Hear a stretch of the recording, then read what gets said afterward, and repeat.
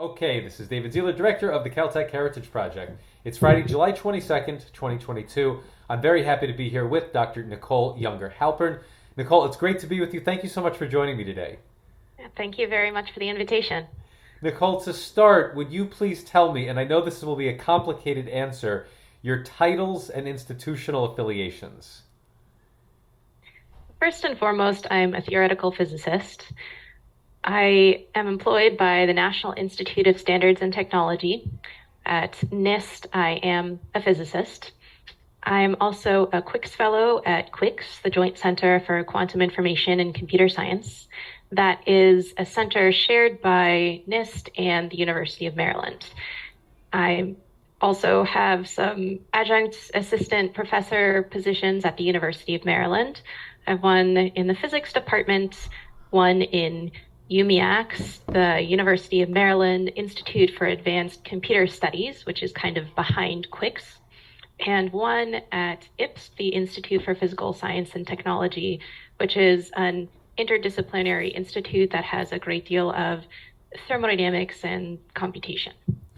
I knew that was going to be a complicated answer. Oh, I do have an affiliate position at the Joint Quantum Institute, too. Uh-huh. I think that's everything.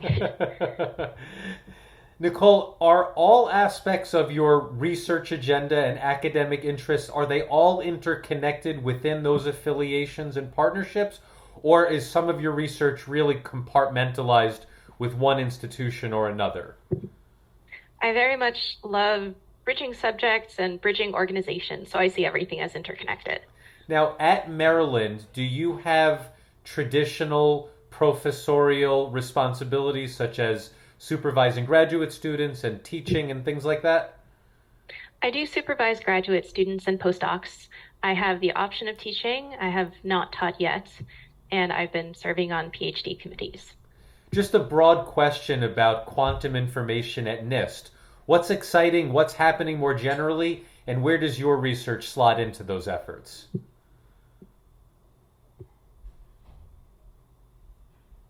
A great deal of NIST's work on quantum information is based on experiments and atomic, molecular, and optical physics. At least that work is happening in the physical measurement laboratory at NIST. There's also an information technology laboratory that has supported a great deal of work on cryptographic applications and standards relating to cryptography. I am one of two theorists in my group of PIs at NIST, where PIs are collected into groups of people who have similar interests. I am the only quantum thermodynamicist around. I do a combination of quantum information theory and quantum thermodynamics. Although my work is theoretical, I do work a lot with experimentalists. Since I arrived only under a year ago, I have not yet started working with experimentalists at NIST. My collaborations are elsewhere, but I hope to start up such collaborations in the future. And I've always, for many years, had a number of interactions with the theorists. Nicole, just a snapshot in time. What are you currently working on? I always have a number of projects. One main focus of my group now is a quantum twist on a very common old thermodynamic problem, a twist that hadn't been realized until a few years ago, basically. Across thermodynamics, we think about a small system interacting with a big bath, an environment. The two exchange things. If they exchange heat, the small system will thermalize to one state. If the two exchange heat and particles, the small system will thermalize to another state, and so on for many different things that can be exchanged, such as electric charge. When we do quantum statistical mechanics, we represent these things exchanged with operators that fail to commute with each other.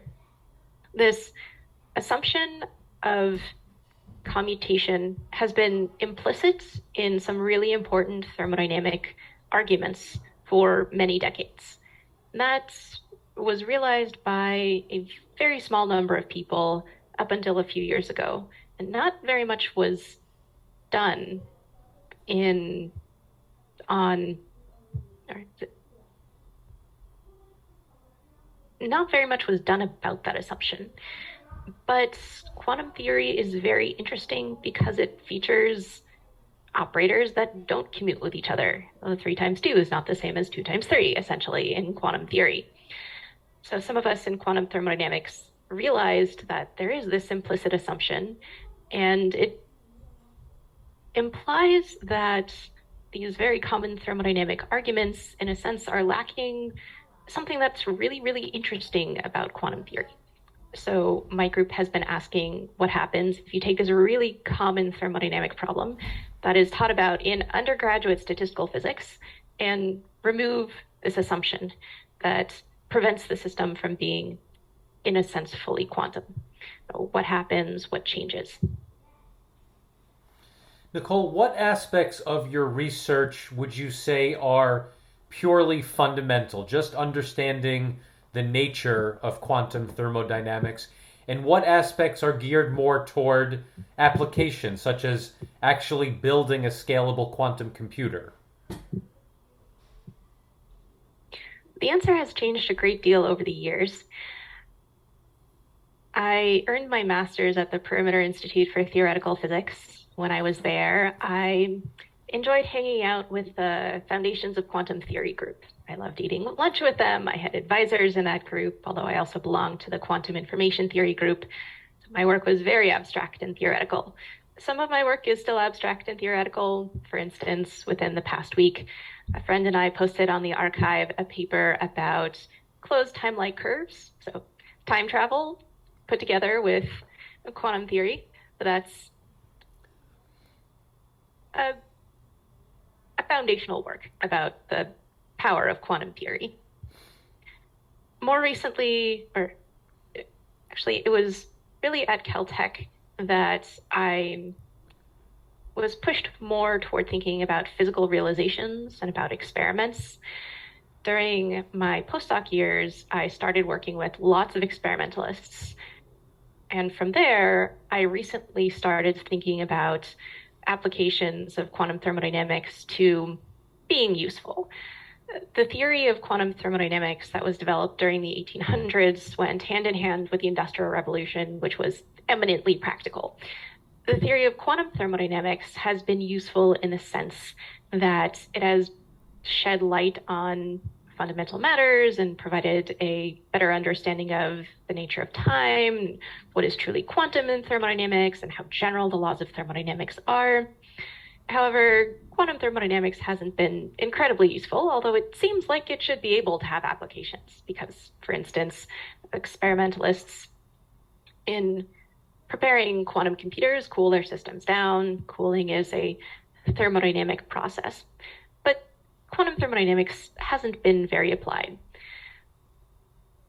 I recently published a book, and it was writing the book that pushed me toward thinking about how quantum thermodynamics might become useful. So I am working on a project with experimentalists at Chalmers University in Sweden. The idea is to realize a quantum thermodynamic refrigerator that can operate autonomously, basically on its own. We would put this quantum refrigerator inside of a classical refrigerator that keeps a quantum computer cool.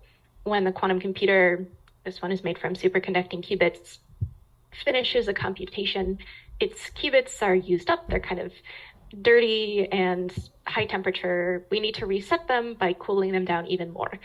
The idea is to hand these used up qubits off to the quantum refrigerator so that it can, in its autonomous way, cool the qubits down more. So that's a first step. I'm working with a grad student on the possibility of making useful applications of quantum thermodynamics into a research program for his PhD. Nicole, a history of science question. Do you have a sense of the first or early use of the term quantum thermodynamics, or at least when it was considered a discrete subfield of physics? Quantum thermodynamics has a longer history than most people know about. I believe the earliest papers about it were written during the 1930s. So shortly after quantum theory was established, people began wondering whether it could explain, say, the second law of thermodynamics. In 1959, the first quantum engine was proposed. It consists of an atom that can serve as a maser. During the next few decades, there was some important work, for instance, on master equations that model a quantum system interacting with its environment. Those equations are still used today. During the 1980s, there were some pockets of activity. There were three theorists at MIT who were thinking about quantum thermodynamics in a kind of abstract sense. I know Yoram Al-Hasid was also thinking about quantum thermodynamics during this time. He's currently at Yale. Also, Seth Lloyd published his PhD thesis, which has since become famous and the basis for recent work. Later on, Ilia Prigogine's school, I think it might have been called the Brussels School, had its own approach to quantum thermodynamics. However, there were only these little sparks and a few more that I didn't mention. For instance, people were also working in Israel, in particular, one person on quantum engines. But there were only these little sparks here and there until about a decade ago. About a decade ago, members of the quantum information theory community in Europe succeeded in obtaining a large grant, an ECOST grant, to fund quantum thermodynamics work, including conferences. A lot of people became interested and participated. I felt like I was the only American or one of the very few Americans who participated in some of those activities. I think that the time was ripe for quantum thermodynamics then, because quantum information science had matured during the early 2000s, provided a wonderful mathematical, conceptual, and experimental toolkit for analyzing quantum systems in terms of how they store and process information. These tools can now be used in quantum thermodynamics. The information theory was useful. Also, historically, quantum thermodynamics had been very theoretical. A lot of theory work is still going on now, and quantum thermodynamics is still, I think, primarily theoretical, but connections can now be made with real-world systems that got people in some other fields interested. So there was this huge boom in quantum thermodynamics during the past decade.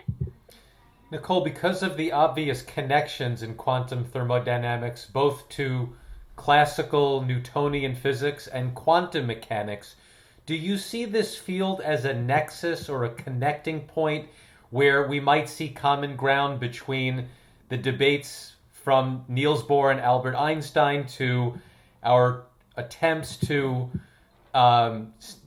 complete the standard model or to make gravity fit with quantum mechanics? Do you see quantum thermodynamics as a connecting point in these areas? I certainly see quantum thermodynamics as a connecting point for a number of areas. It's also been delightful to see how many paradoxes can still be very compelling in quantum thermodynamics, even though thermodynamics has been around for so many decades and quantum theory has been around for so many decades. A number of people in quantum thermodynamics, a growing number, including me, and I think I was a bit on the early side, have been connecting quantum thermodynamics to other fields of science, including condensed matter, atomic, molecular, and optical physics, chemistry, and high-energy physics. We've sometimes used tools of quantum thermodynamics to answer questions in other fields. We've sometimes used quantum thermodynamic thinking to ask new questions about other fields. And personally, I've found it very useful to adopt new toolkits from other fields and use those to enhance my quantum thermodynamic thinking. An intellectual chicken and the egg kind of a question. Did you start thinking about thermodynamics via quantum information theory or the other way around? started thinking about the foundations of quantum theory. I've always had a philosophical streak. When I was in high school, I had a wonderful philosophy teacher who was fascinated by the paradoxes of quantum theory and special relativity. He didn't understand them, he would be the first to admit, but he was curious and he transmitted his curiosity to me, also pointed me toward a few interesting pieces of material. In college, I wanted to study that more. I found it in large part in the physics department, but I didn't strictly major in physics. I had a major called Physics Modified. I took a number of physics courses and courses in math, philosophy, and history. I wanted a well-rounded view of physics. I was pulled toward the foundations of quantum theory because of their relationships with metaphysics, which has always been a particular interest of mine. I came to understand that quantum information theory shares a border with quantum foundations.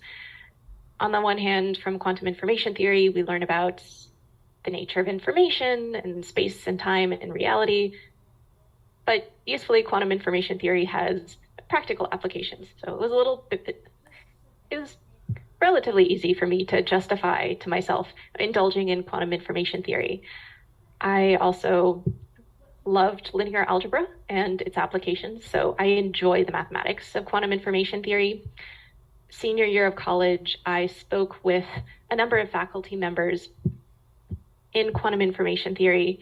They pointed me toward some professors around the world who had interests related to what I was expressing as interests of mine. I looked at their web pages and saw that a number of them engaged in quantum thermodynamics. I explored more deeply and found that a number of people who are drawn to quantum information theory are also drawn to thermodynamics. Both of these fields feature information, which is a very abstract concept, but also an extremely important fundamental concept, and a concept that has lots of practical applications and entails operational tasks. And so one can reason about information very rigorously, even though information is some abstract thing. Relatedly, entropy features in both thermodynamics and quantum information theory. Both of these fields border the fundamental and the practical. So I was drawn to quantum thermodynamics upon discovering quantum information theory. Nicole, your book, Quantum Steampunk, The Physics of Yesterday's Tomorrow. So like all great, brilliant books, the argument seems so obvious, it's surprising that you're really the first to make these connections between the Victorian era and the modern world of particle physics. So I have to ask, where do you see the intellectual history in the germination of the idea that came from this book? What was your inspiration?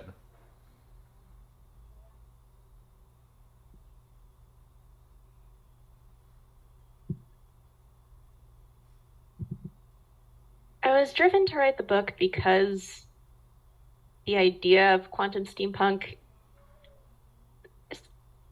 I think of as very beautiful and something that I'd really want to share with both scientists and people who would usually think of themselves as scientists. Starting in my childhood, I did encounter steampunk works, but I didn't realize that there was a genre called steampunk. For instance, I read Diana Wynne Jones's The Chronicles of Chrestomancy. Those were steampunk works, but I wasn't aware of steampunk until grad school. Then I don't remember the exact moment, but sometime very early in my PhD, something clicked and I realized that what I was doing in my research was basically the essence of steampunk. Steampunk is this genre of literature, art, and film that features stories that take place in Victorian settings, like Victorian London, or Paris, or Meiji Japan, or the American Wild Wild West. There are people in corsets and full skirts and waistcoats and top hats, but there are also futuristic technologies like time machines and dirigibles and automata.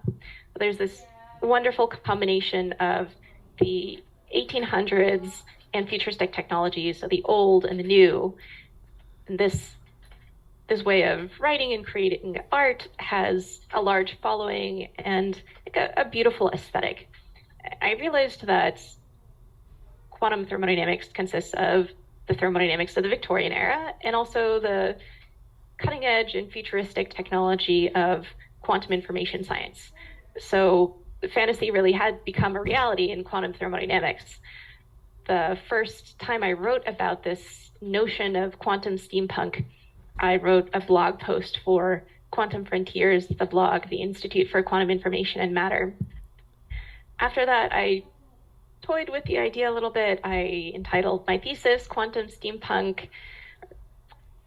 And then during my postdoc, an editor from Johns Hopkins University Press reached out about whether I would want to write a book about quantum steampunk because I had just published an article for Scientific American called Quantum Steampunk. I thought the science is, I think, one of the most fascinating things in the world because I am doing the science. Of course, that's what I think. So I'd love to share this science with the rest of the world. Also, it's, I think, unusual for a scientific field to have an aesthetic the way that quantum thermodynamics has the aesthetic of steampunk. I, as I mentioned, love bridging fields. I love bridging ways of thinking. So bridging hardcore physics to literature and film and art to me is refreshing.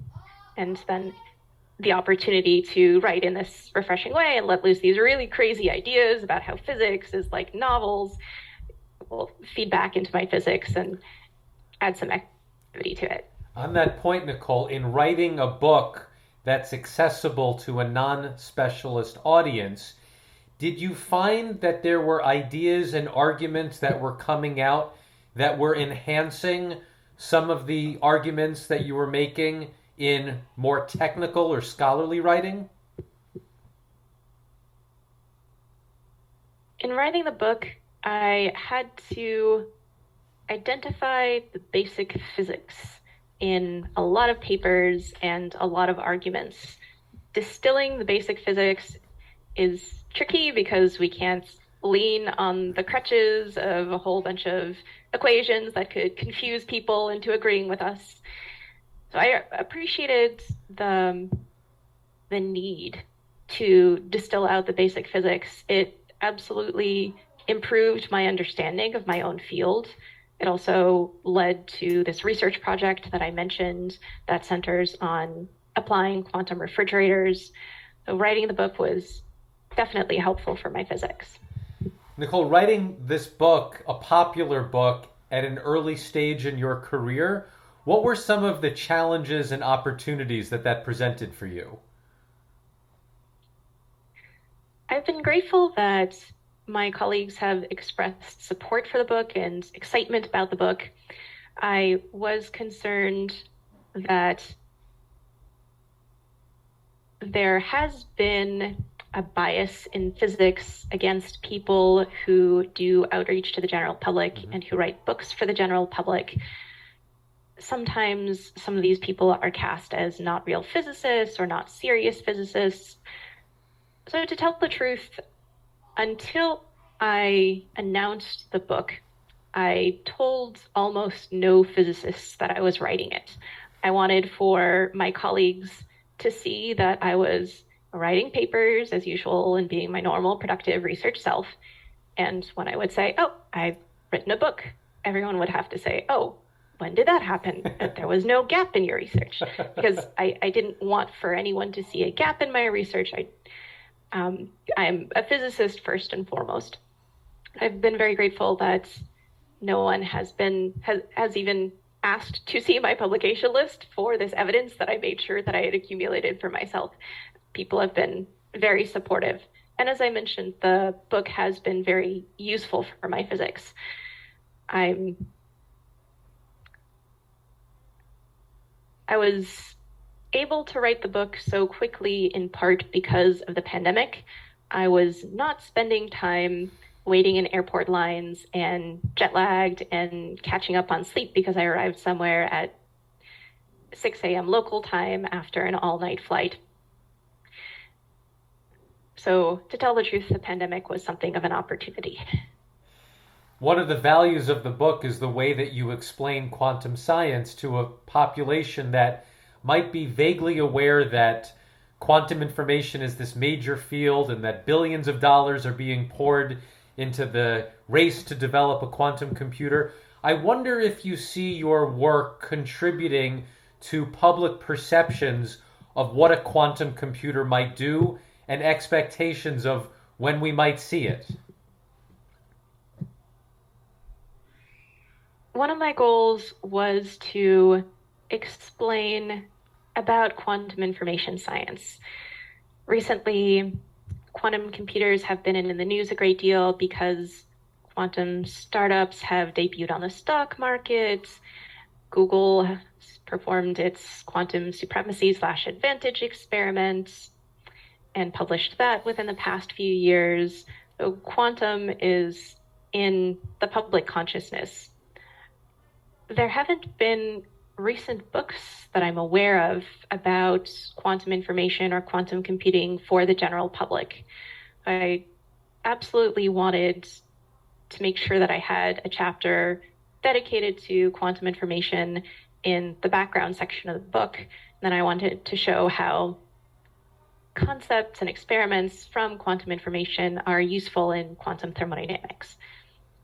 Nicole, before we go back and develop your personal narrative and how you got to Caltech, just a few contemporary questions based on your specific area of expertise. There's debate on this, and I get as many answers as there are people to ask them to. Do you believe now that we have a quantum computer? I believe that we have small, noisy quantum computers. What does that mean, small and noisy, in this context? Today's quantum computers, well, first I should back up. There are two types of quantum computers. There are quantum simulators and there are digital quantum computers. Quantum simulators are special purpose machines. They can solve problems within a relatively small set, but that set can be useful. Quantum simulators have been around for a number of years. They have up to 1 million particles, I believe, and they've been useful for instance, experimentally studying new phases of quantum matter. A digital quantum computer, when it's large enough and has all of its capabilities built into it, will be universal. It can be programmed to solve any problem that a quantum computer can solve, and then can be reprogrammed to solve any other such problem. So its versatility is much greater.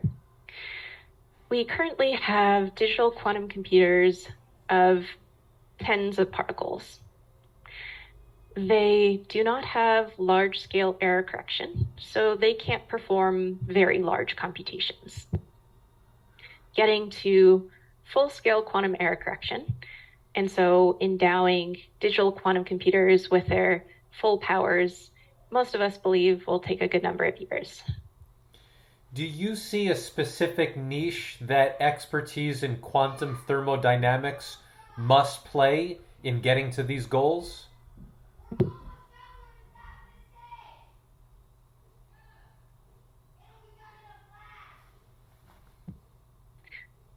To tell the truth, my personal goals, don't include building a quantum computer, although I am very happy that I have colleagues who are building quantum computers. And if my skills are of use and a problem in the building of a quantum computer is of interest to my group, then I'd be happy to collaborate. But for instance, I mentioned the quantum refrigeration problem. That should be useful for quantum computing, and a goal of that project was to make quantum thermodynamics useful in a way. It's useful, or it's convenient that use is for quantum computing. I think that quantum thermodynamicists do have skills and knowledge that can be applied to quantum computing. But again, a personal goal of mine is to more pursue the research of interest to me, which is not necessarily building a quantum computer. Nicole, as you well know, not only are there debates about whether we have quantum computers currently, there are forward-looking debates about whenever we get there, what will quantum computers be good for? So I wonder if you have any perspective on that, both from an applications perspective and the way that quantum computers, as you alluded, might be very useful for fundamental science. My impression is that full-scale quantum computers will be most useful for research and development in material science and chemistry. I suspect that a number of those R&D applications will go unnoticed by the general public. However, there are some intriguing opportunities.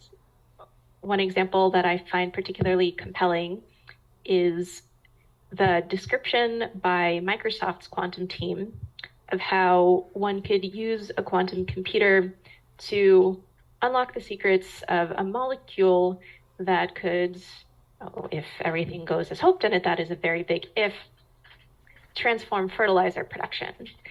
We invest 3% of the world's entire energy outputs on producing fertilizer because we produce fertilizer very inefficiently using a technique from 1909 for nitrogen fixation. Bacteria fix nitrogen much more efficiently, but they fix nitrogen using a molecule that's too complicated for us to simulate it on classical computers. The molecule is quantum, so it's naturally suited to quantum computers. If we could figure out how that molecule works and use the information that we find out, then fertilizer production could be changed. That could have implications for global energy use and food security. I can't help but point out in the way that you connect quantum science to the Victorian era, applying quantum computers to agriculture itself, it doesn't get any older than that for the human civilization. That's a good point. Nicole, let's now go back to undergraduate at Dartmouth. Just a generational question. Was quantum information on your radar at all? Were you interested in those kinds of things? Were you even aware that they existed when you were in college? I took my first quantum computation and information class as a senior from Shekhar Ramanathan, a brand new faculty member. That course had been taught maybe every other year up until that point by Jay Lawrence, who was the department chair when I arrived. I had seen that course when looking through the course catalog, and I thought that it looked really interesting. Granted, most courses that I saw looked really interesting to me. But after I took a quantum physics course and then a philosophy of quantum physics course, I determined to take quantum computation and information as a sort of capstone and really enjoyed it. And you were a physics major? Physics modified. I very much belonged to the physics department, and that was my home base, but my major was kind of halfway between the physics major and a create your own major. Now, at the Perimeter Institute, was that a terminal master's degree, or could you have stayed on for a PhD if you wanted? That is a pure master's program. I've heard it called Perimeter's response to the University of Cambridge Mathematical Tripos. This is a one-year program called Perimeter Scholars International.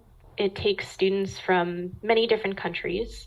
My year we had, I believe, 35 students. And it's a very, very intense course that introduces students to modern theoretical physics. Now, was this purely academically oriented? In other words, did you enter this program on the basis that it would provide a solid intellectual foundation for a PhD program? Or did you think, maybe I'll go into industry or something else at that point? I was set on obtaining a PhD. And this master's I saw as a bridge to a PhD. After all, during undergrad, had studied philosophy as well as German literature and art history and so on. So I appreciated the extra year en route to my PhD. What were some of the exciting ideas that you recall at the Perimeter Institute when you were there? There were so many. What stands out in your memory? It was at Perimeter that I learned about resource theories. The resource theory framework is a mathematical and conceptual toolkit in quantum information theory. A resource theory is a simple model for any situation in which the systems that an agent can access and the operations that the agent can perform are restricted. The most famous resource theory is the resource theory of pure bipartite entanglement. This resource theory models agents Alice and Bob, who are in different labs. They're poor, clumsy classical agents, so they can't create controlled entanglement. They can perform only local operations and classical communications. However, occasionally they might be gifted a bipartite entangled state.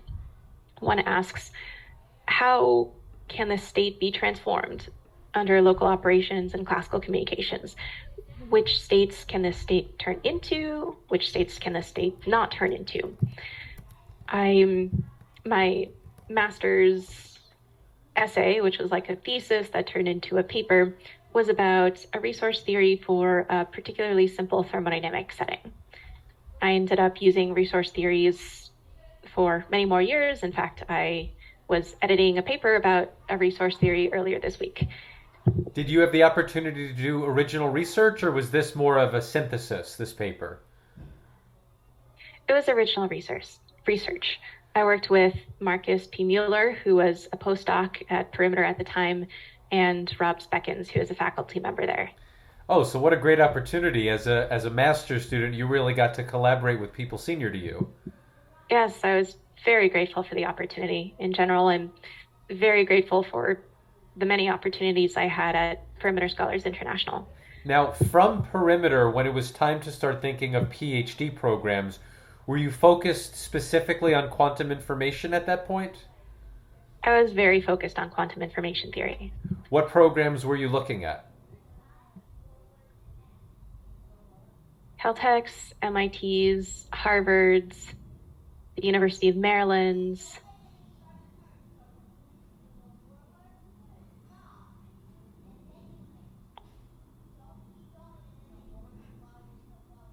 I also applied to the University of Waterloo. Some Perimeter Scholars International students applied to the University of Waterloo to complete a PhD after finishing Perimeter Scholars International. The University of Waterloo is the university that partners with the Perimeter Institute, which is not a degree-granting institution, in order to award degrees. Did you have an initial visit at Caltech before you made your decision? Yes, I actually didn't attend the open house, but I received an email from John. I believe I was in the Perimeter library. John said, "I'm sorry you didn't have a chance to attend the open house, and I'm sorry I'm getting to this only now. The time for making decisions had in large part passed, but not entirely." He said, I saw your application only recently, and I'd really like for you to visit before making a decision. So I visited John's group, and I became convinced that Caltech was the right place to do my PhD. What made you convinced? What was so compelling about your visit? The group kind of grabbed onto me and said, you have to come here, and we'll make it worth your while. I got the impression that John and the group would be very supportive, and indeed they were. What were some of the things... Oh, I'm sorry. What were some of the things that the group was doing that made that obvious intellectual connection right from the start? Well, I think John might have had a part in securing an IQIM graduate fellowship. I told John that I wanted to work at the intersection of quantum information theory and thermodynamics. I had a pretty solid idea of where I wanted to go, and he was very open to giving me a considerable amount of freedom. Also, the IQIM had a blog, and John wrote for the blog. Also, Spiros wrote for the blog. I appreciated that they were open to an impulse to write and to write about physics. Also, I was interested in a particular quantum information theory of a particular flavor. It was quite abstract and theoretical and mathematical and fundamental. I found that I gained the impression after talking to a number of people and looking at a number of faculty interest pages that this flavor of quantum information theory was done mostly in Europe and Canada. However, there were a few hotspots in the United States that supported this flavor. One was MIT, one was Caltech, because my impression was that American quantum information was very much either closely tied to experimental platforms or drenched in computer science. I appreciated that Caltech supported some of the quantum information theory that I wanted to do. Nicole, when you got to Caltech, how well formed were your ideas about the kind of research you wanted to do, even what ultimately would become your thesis? I knew I wanted to work at the intersection of quantum information theory and thermodynamics. I wanted to pursue the quantum information theory of this kind of flavor that I just described. Also, after completing my master's project, came up with a new project that branched off from that. Between my master's program and my PhD, I visited Renato Renner's group at ETH Zurich. I picked up a collaborator there. So we were working on a project together. I also had an invitation to work at Oxford as a visiting researcher in Vlatko Vidral's group, supported by John Barrett in the fall. So I was planning to do a particular type of research with those groups. So my research plans for the near future were fairly set. Now, at Caltech, was anybody thinking along the lines you were about connecting thermodynamics and quantum information? Caltech had no quantum thermodynamicists, although since John has worked on most topics, he has certainly done a lot of quantum information, and he had experience with thermodynamics. When you started presenting these ideas, how were they entertained? Did it sound crazy to people? Did it sound like, oh my goodness, why didn't I think of that? What were some of the range of responses you were getting? One feature of John's group that I love is it contains a lot of very different people who have a lot of very different interests. Sometimes some interests are a lot more represented by others than others. For instance, when I arrived, the group was largely topological, and then at the end of my PhD, the group was largely holographic. I was the quantum thermodynamicist, the person you would go to if you had a quantum thermodynamics question. People kind of accepted that quantum thermodynamics was some other type of quantum information theoretic science that you could do, although it was more emerging and not so many people did it. Tell me about the intellectual process of building up conceptually what would become your thesis topic. My thesis turned out not to include any of the work that I did during my first couple of years. After a couple of years, I had written a few papers in the style that I mentioned. I had a chat with John. He said, "You've done good work. You could publish a good thesis about this. And now I want for you to think bigger." I started getting involved in many body physics. I developed an overlap between quantum thermodynamics and many body physics. I worked in some of the topics that were circulating the halls of Caltech more broadly, such as many body localization. I worked with Gil Raphael on how one might apply many body localization to a thermodynamic task, such as work extraction via an engine. I also got involved with out-of-time ordered correlators. I proved a fluctuation type relation for out-of-time ordered correlators. A fluctuation relation is an equality that belongs to non-equilibrium statistical mechanics and quantum thermodynamics.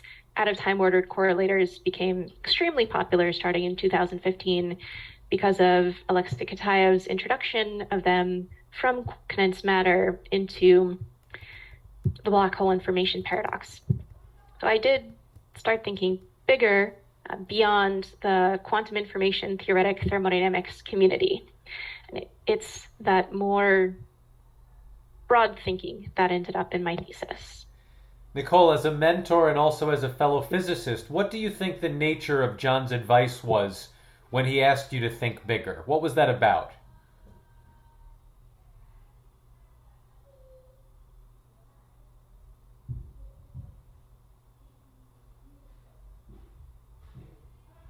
From John, I developed an interest in asking what would be the impact of what I'm doing? Mm-hmm. How would it change physics broadly?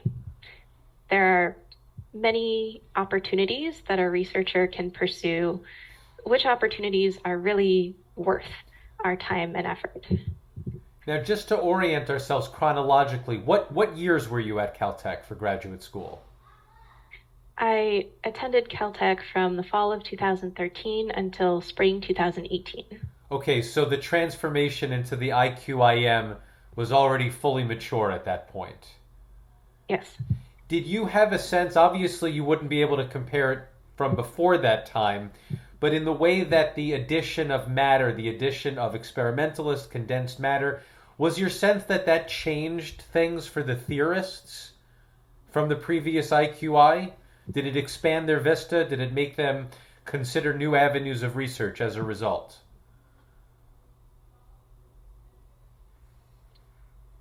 I can speak to my personal experience and stories that I've heard from and about members of the IQI. There was a generation of the IQI that I like to think of as kind of the golden age of the IQI. Consisted of people such as Michael Nielsen, who did quantum information theory that we in quantum information theory now refer to all the time. We know their names. Their results are extremely important across the world. I can't say what their experience was, but I got the impression that they were doing quite abstract information theoretic work. As I have mentioned before, I personally love to interact with a wide range of disciplines, also people. So I did appreciate interacting with the matter part of the IQIM. I don't know to what extent I naturally would have met and started interacting with these other people at the IQIM had the IQIM not existed, but I did interact with people and work closely with people such as Gil and Oscar Painter, who were very much in the matter part of the IQIM. Intellectually, conceptually, what impact do you think that had, those interactions, on your research, on what would become your thesis? They were very important. I can pass as many buddy physicists. I collaborate with many buddy physicists. I had a postdoctoral fellowship at the Institute for Theoretical Atomic, Molecular, and Optical Physics. I think that those interactions have helped me impact physics more broadly and have enabled me to think bigger. So on that point, on John's advice on thinking bigger, the bigger impact, what were the main arguments of your thesis, and what, looking back, do you see as the larger contribution to physics that you were making? The full title of my thesis was Quantum Steampunk, Quantum Information, Thermodynamics, their intersection, and applications thereof across physics. Some number of PhD theses during the past few years had been published with titles along the lines of quantum information and thermodynamics. I didn't want to produce just another one of those theses, much as I very much admire those theses, very much respect the authors, and very much have appreciated engaging with the results in those theses. I'm always a bit of a contrarian, so I always want to do something a little different. But this thesis was not just about quantum information theoretic thermodynamics. It was about taking quantum information theoretic thermodynamics and bringing it out into the rest of physics, so to atomic, molecular, and optical physics, high energy physics, and condensed matter. By the end of your thesis, you mentioned that there were no thermodynamicists at Caltech at the time. What did the broader international community in this subfield look like? What were the numbers? What were some of the bigger ideas that you were contributing to? I should clarify, when I arrived at Caltech, I was the only quantum thermodynamicist. Later, Fernando Brandao joined. One of the fields on which he has had an impact is quantum thermodynamics. Later, Fernando Brandao joined as a faculty member. Later, Philippe Feist joined as a postdoc. He works on quantum information theory and thermodynamics. So by the end, I did have some colleagues in quantum thermodynamics at Caltech. For the more international community, quantum thermodynamics was on the rise during the course of my PhD. I feel like I got in on approximately the ground floor, as they say, and that interest has continued to grow. In maybe 2017 or so, I think that the number of attendees of the annual conference of my fields at the intersection of quantum information theory and thermodynamics had something like 80 to 90, there were something like 80 to 90 participants in that conference. Quantum thermodynamics has been practiced a lot more in Europe than in the US, but over the past few years, people from other fields have reached out about having a quantum thermodynamicist represent their field at a conference, collaborate on grants, and so on. Nicole, coming in at the ground floor, as in all academic specialties, there are foundational debates among the participants. What were some of those debates at the beginning, and what were you representing within them? One traditional debate in quantum thermodynamics is how should we define quantum heat and work? In classical thermodynamics, heat is the random energy of particles jiggling about. Heat is uncoordinated energy. It's not directly useful. Work is coordinated energy that is marked by a change in some control parameter, such as the height of a piston that is capping a gas that is pushing against the piston, doing work on the piston to raise the piston.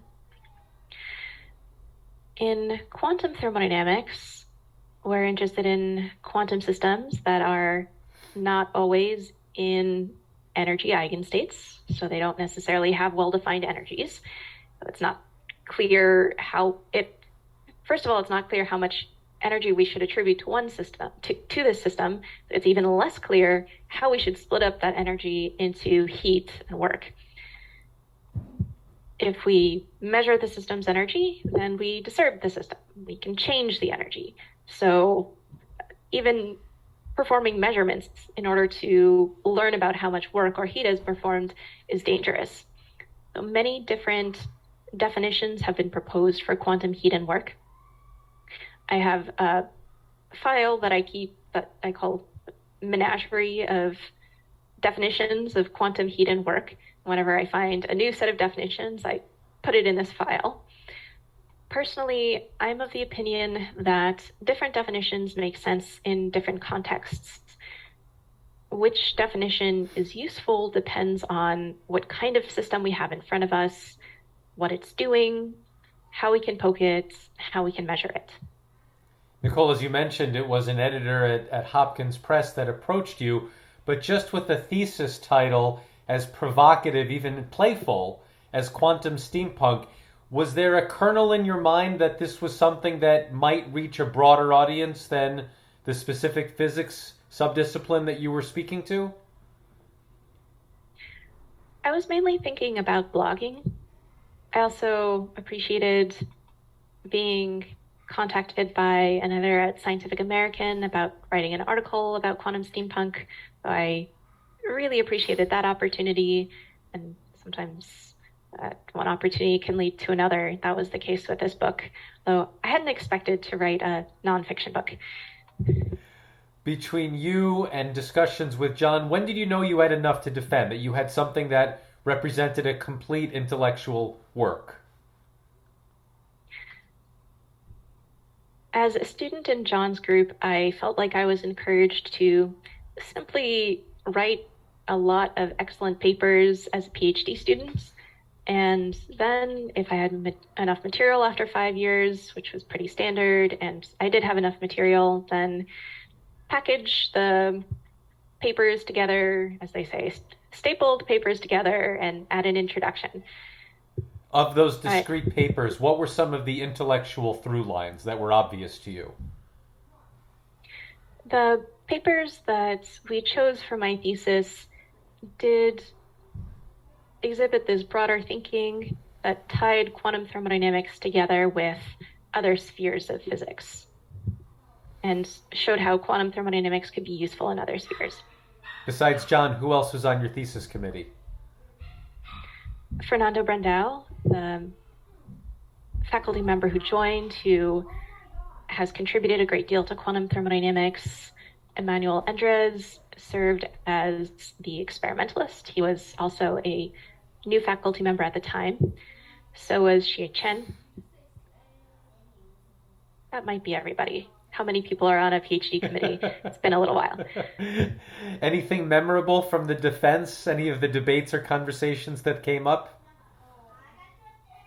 Oh, quite a bit. I received a lot of questions from Emmanuel and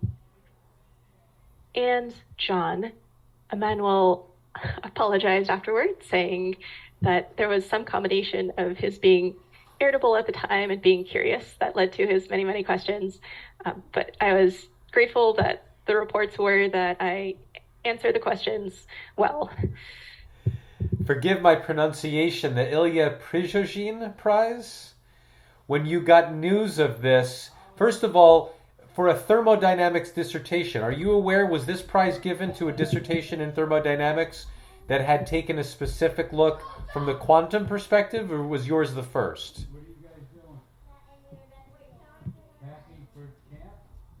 I don't recall whether any of the earlier winners had treated quantum aspects of thermodynamics, although I got the impression that none of the earlier winners of this prize belonged to what I think of as my core community of people at the intersection of quantum information theory and thermodynamics. Nicole, after you defended, what opportunities were you looking for? Did you specifically want to pursue a postdoc at that time, or were you looking at faculty appointments as well?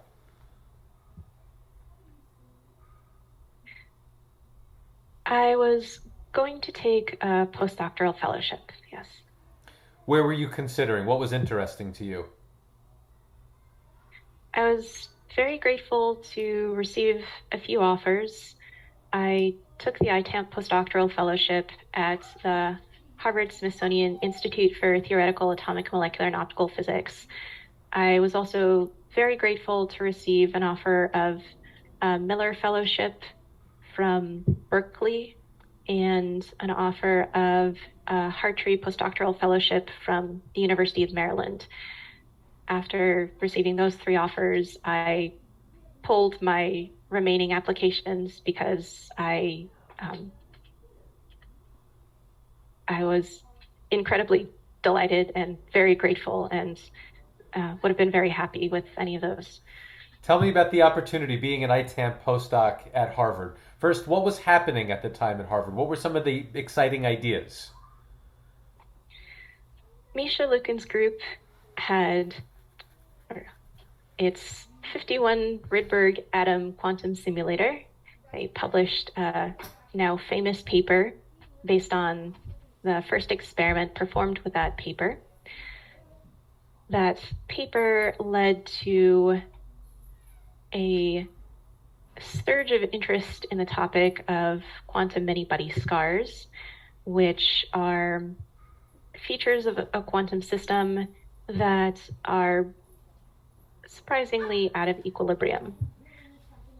ITAMP had hosted the first quantum thermodynamics conference or workshop on US soil, to my knowledge, the previous year. I was grateful that the director, Hossein Sadegpour, was supportive of quantum thermodynamics, even though quantum thermodynamics didn't have very much of a foothold in the United States, and I'm grateful that he was supportive of me personally. Nicole, I asked earlier about your interface over the course of your career with applications and experimentation. To narrow that question from the transition at Caltech to Harvard, what specifically did that change for you in terms of how your interface has changed over your career? During my postdoctoral years, I came to be a theorist who works with experimentalists. I published my first experimental collaboration paper with Kader Murch's lab. Kader is a professor at Washington University in St. Louis. His lab has superconducting qubits. Kader studies quantum information theory, the foundations of quantum theory, and quantum thermodynamics. Over the course of the past couple of years, I have worked with 4 experimental labs. I've been very grateful for the insights that I've been given by experimentalists who do think very differently from theorists. I think that I was able to make the jump in large part because of 2 factors at Caltech. First, I did work with Gil Rafael, and he thought about whether the theory that he proposed could be tested with experimental capabilities of the day. He did order of magnitude estimates and was thinking, how would this system be realized in, say, a system of ultra-cold atoms? Second, I had a lot of conversations with Oscar Painter and his group. Oscar was starting up a superconducting qubit effort in his lab. I came to learn about which questions are the right questions to ask, which are the time scales to ask about, which are the numbers that are more important, such as ratios of qubit lifetimes to gate operation times, and which numbers are less important, such as certain absolute numbers rather than ratios. Relatedly, I had the opportunity during my PhD to collaborate with Justin Dressel, faculty member at Chapman University nearby. He is a theorist who works with experimentalists. He has modeled experimental systems very closely, and yet he has also thought broadly and deeply about the foundations of quantum theory. He showed me, I started to learn from him how to maintain this kind of balance. I was very grateful to have opportunities to put those experiences to use in actually starting to collaborate with experimentalists during my postdoc years. Nicole, if you could help me visualize the scene from a theorist's eyes, what did the experimental labs look like? The kinds of labs that were most compelling to you, just physically, what was happening in them? And where did you see your theoretical perspective enhancing the experiment and then vice versa, how the experimentation was enhancing the way you were thinking about these issues.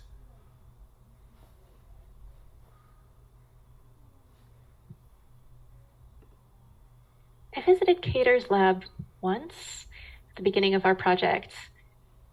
I recently published a paper in Physical Review Letters with Ephraim Steinberg's group on a photonic experiment. I saw the photonic setup only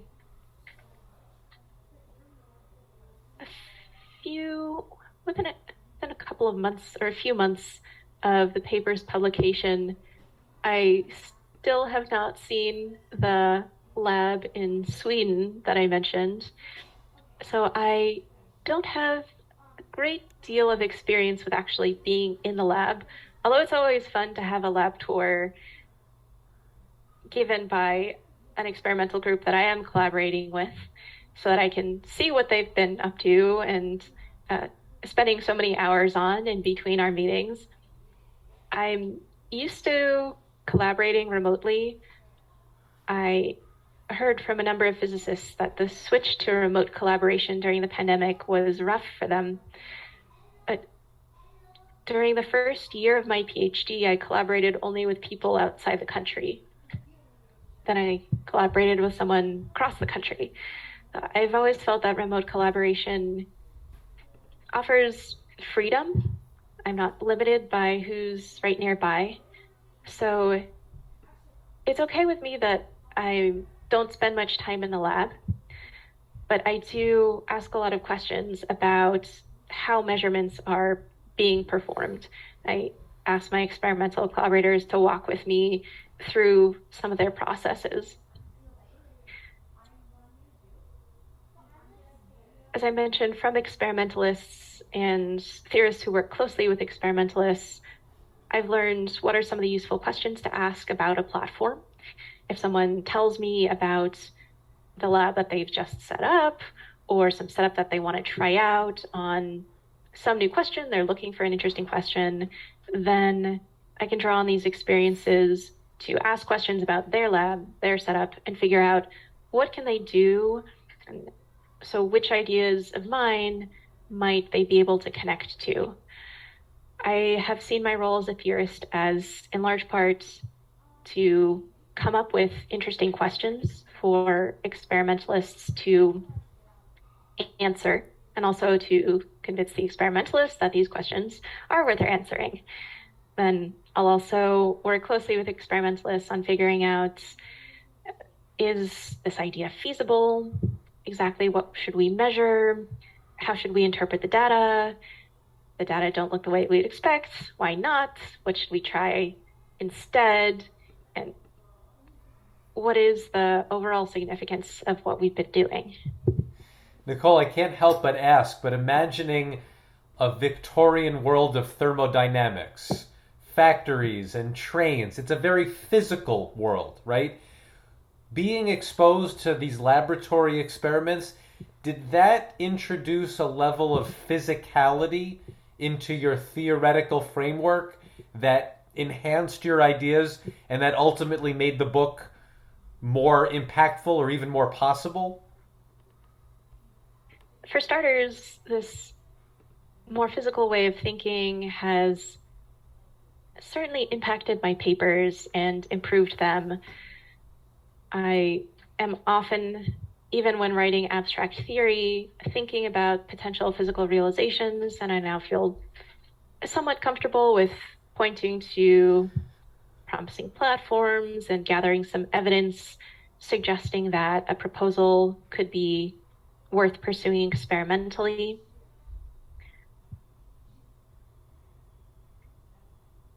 I do find that when speaking to someone who is not in my field, including a member of the general public, it is useful to speak more concretely rather than more abstractly. So I do try to speak in terms of atoms, electrons, circuits, and so on. Nicole, question about the job market when it was time to move on from Harvard and think about faculty or research appointments. It's amazing to think that graduate students and postdocs at Caltech in the early 2000s, they had real trouble finding jobs. I mean, really, incredible people like Daniel Gottesman. It's just amazing to think, like, I mean, they were just so far ahead. There weren't jobs in the field. They were creating the field in real time. For you, in terms of all of the excitement in industry and government and academia, what was available? What was most compelling? And why ultimately did you make the choice you did? I am very grateful to those earlier generations for establishing the field of quantum information so that members of my generation could have job opportunities. And I do tell members of those generations, thank you for doing that. Thank you for your service. Yes. When I was in the second year of my postdoctoral fellowship, the job market looked very good. There were openings in quantum information theory. I applied for a few, the ones that I was really interested in or I was encouraged to apply for by people I knew. The pandemic happened. Yes. A number of positions closed. I knew one person who was offered a position and then had her offer retracted, which was heartbreaking. Fortunately, there was a happy ending. After a while, she got the offer again. I actually had one of the first virtual faculty job interviews because of the pandemic. I was very, very grateful to receive a number of very good offers from academia. I had not expected to solicit a job from NIST. I actually didn't solicit a job from NIST. There was no application for NIST. I had a friend and colleague at NIST who said, why don't you send an application to the University of Maryland? They have an opening in computer science. You're not a computer scientist, but just get your application into the system. The University of Maryland, I'd had quite a bit of contact with over the years. There are thermodynamicists there and quantum information theorists with whom I have close connections and collaborations. And I just love the quantum information community at the University of Maryland. It's like Caltech's. It started being, although maybe not quite as young as Caltech's or quite as old as Caltech's, communities such as the University of Maryland, Caltech, MIT, and the University of Waterloo began investing in quantum information science before there was such a thing as quantum information science. Yes. And so now they have strong, large, rich communities. So the physics department at the University of Maryland was going to try to create a position for me. Pandemic happened, hiring froze, and NIST quickly came up with a position. I had not thought that I would end up in government. I very much did not think so. Whenever over the years in grad school or during my postdoc fellowship, someone had asked me, where do you want to go in your career? I said, I want to do excellent science. I want to keep doing what I'm doing. I have been looking most at academia, but if there's an offer I can't refuse from elsewhere, then I'm not going to ignore it just because it's not in academia. I thought I would end up in academia, as in I thought that there would be no other position that would interest me as much, but I was very grateful that NIST made an offer that I couldn't refuse. The position that I was offered is very much like a faculty position. I have complete control over my research agenda. I hire students and postdocs. I lead a group, but I don't have to teach and I don't have to apply for grants so much because research funding comes every year from the government. I hate writing applications. I love doing research and I love mentoring in research. So I was very grateful for the opportunity. Nicole, this is more a question about the state of the field and your particular motivations, but in industry, the way that Microsoft, Honeywell, IBM, they're pouring tremendous resources into quantum information. For your specific area of expertise, do you have a sense if they are supporting fundamental science in quantum thermodynamics? And was that something that you had considered at all?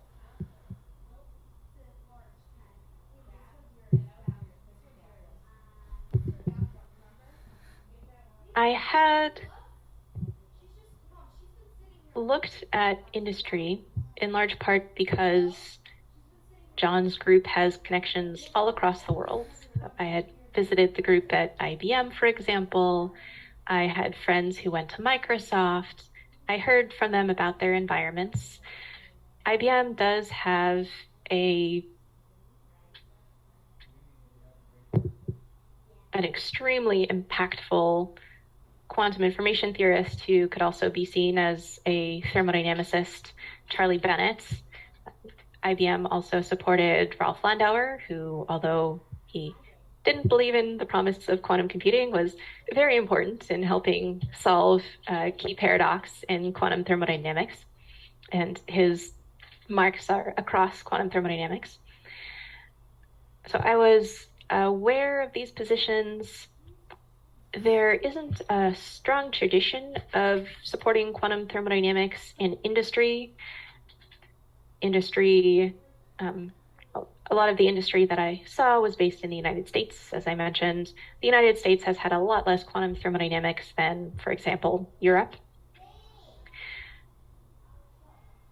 So I wasn't thinking very much about industry, but I knew about its opportunities. I had friends who went into industry, and whenever talking with someone else about possible opportunities that they might not be aware of that might be good for that fits for them, I pointed toward industry because I think it's very healthy for the scientific community to have members doing good work in academia and industry and government.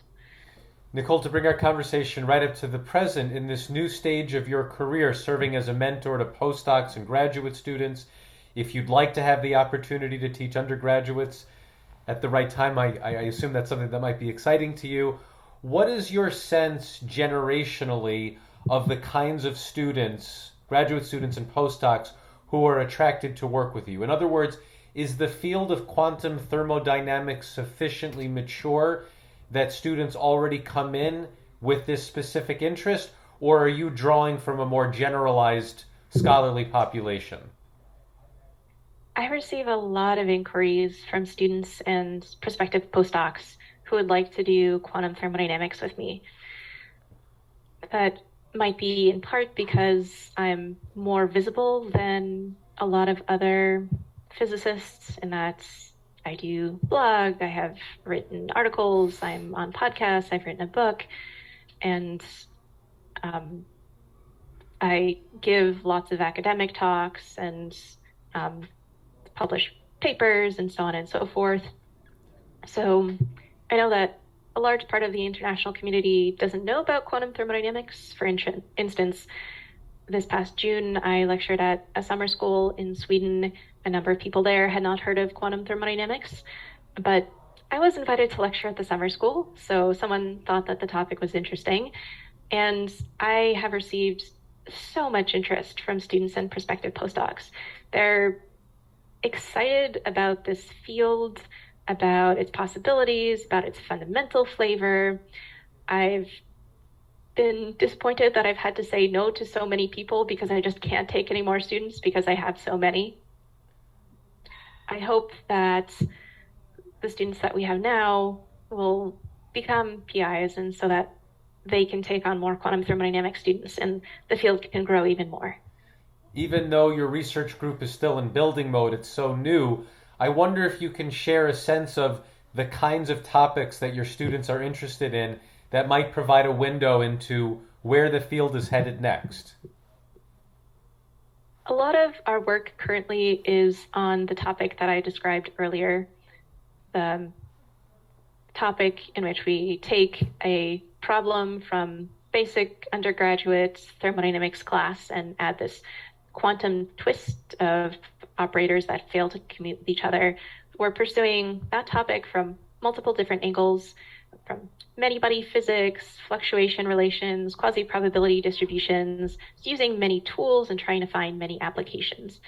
I also have a student who is working on that quantum refrigerator project, and we're going to see whether we can turn his PhD research program into a program of seeing how we can make quantum thermodynamics useful. Nicole, now that we've reached the present, for the last part of our talk, I'd like to ask a few retrospective questions, and then we'll end looking to the future. I'd like to ask you about the concept of taking intellectual risks in scholarship. The idea that you were willing to pursue very new and, as you said, some crazy ideas in a book at an early stage of your career. What are some of the lessons to be derived in your experience about just following your intellectual interests and not being too focused on where they might take you? I definitely drew from Caltech the spirit of taking intellectual risks.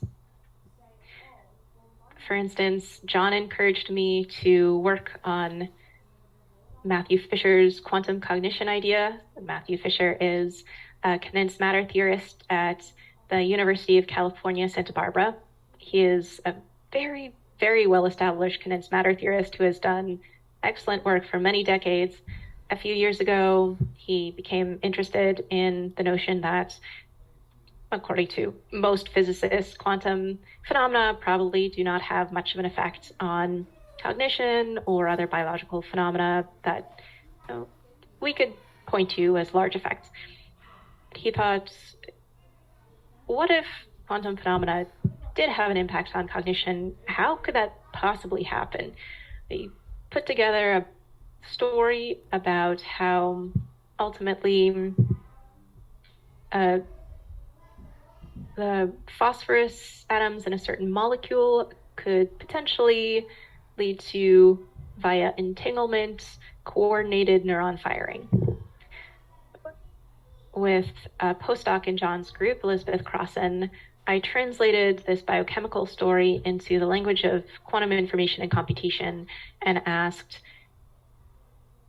if Matthew is right, and we recognize that he might very well not be right, but if he is right, since the story kind of sounds like it hangs together enough that we should be analyzing it, what would be the quantum information processing capabilities of this biochemical system?